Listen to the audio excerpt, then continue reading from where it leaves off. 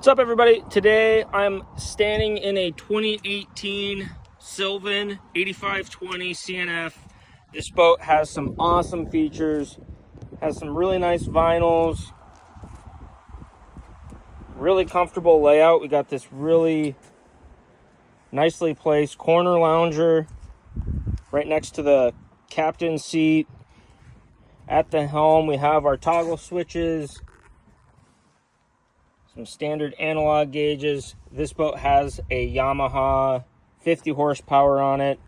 This is a 2-tube. It's got the fishing layout as well. So we've got 2 fishing seats here off the back.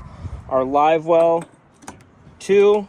So whether we need to use it for our catch or for our bait, we've got that live well there that's aerated. And of course, these really nice fishing seats, along with rod storage in here as well too, that runs to the midship, so you've got plenty of length there. This boat really does a nice job of accommodating both recreational use as well as the fishing use. You can check out this boat on our website at MarineMax.com, or you can stop at our Crosslake location and see this boat for yourself.